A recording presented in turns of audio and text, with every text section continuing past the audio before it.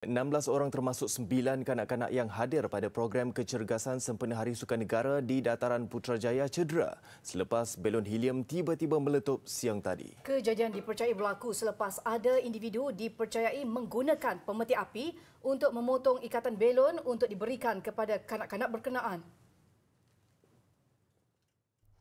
Timbalan Perdana Menteri Datuk Seri Dr. Wan Azizah Wan Ismail yang melawat mangsa di Hospital Putrajaya siang tadi berkata, menerusi taklimat yang diberikan kepada beliau, kejadian berlaku selepas ada ibu bapa mahu memberi belon terbabit kepada anak-anak mereka.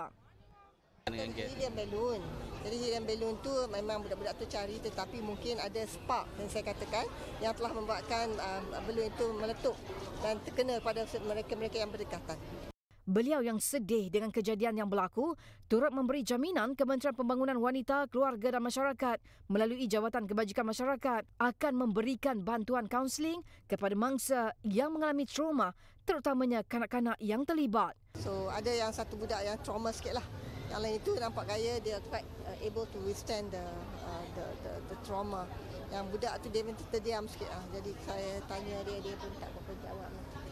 Yang lain tu I think they are taking it okay. The doctors are taking good care of them. Dan kita melihat sebab kita dah fikirkan kalau apa yang susulan. Datuk Seri Dr. Wan Azizah meluangkan hampir 20 minit melawat mangsa di Jabatan Kecemasan dan Trauma.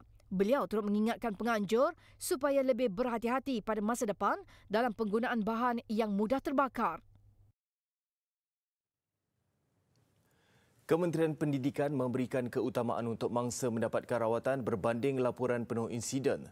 Timbalan Menteri Pendidikan Teo Nii Ching berkata pihaknya ada mendapatkan keterangan dari beberapa individu namun mereka perlu diberikan sedikit masa.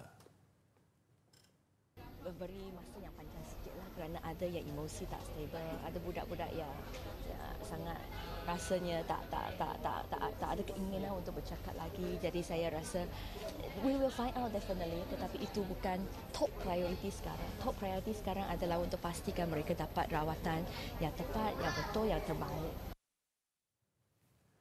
Beliau ditemui di perkarangan Jabatan Kecemasan dan Trauma Hospital Putrajaya. Menteri Pendidikan Dr. Mazli Malik turut meluangkan masa melawat mangsa petang tadi. Namun beliau enggan mengulas lanjut insiden itu sehingga hasil siasatan diperoleh. Saya terdengar bunyi letupan agak kuat disusuli bahang panas serta terhidu bau gas sangat kuat. Itu detik cemas dikongsikan mangsa Sri Rahayu Sugiono. Ketika kejadian, dia bersama 3 anaknya berusia 4 hingga 6 tahun dalam perjalanan untuk pulang selepas berakhir program berkenaan. Ketika kejadian, dia bersama 3 anaknya berada jauh sedikit daripada lokasi belon itu meletup. Namun akibat letupan, dia melecur di tangan. Anak sulungnya pula melecur ringan di bahagian belakang badan. 2 lagi anaknya cedera ringan di bahagian telinga. Situasi tak adalah kelam kabut, cuma bila mendengar budak-budak ramai menangis memang terus ramai membantulah, terus diorang selamatkanlah, tengok budak-budak macam mana. Sri Rahayu bersama 3 anaknya dibenarkan pulang oleh pihak hospital petang tadi.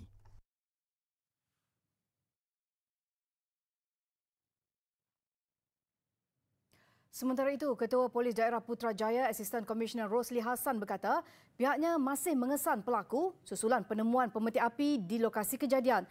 Pihaknya tidak menolak kemungkinan perbuatan memutuskan benang belon itu dilakukan orang dewasa. Ada salah seorang daripada mereka ni cuba nak putuskan benang dengan pemeti api dengan membakar, menyebabkan belon ni meletup.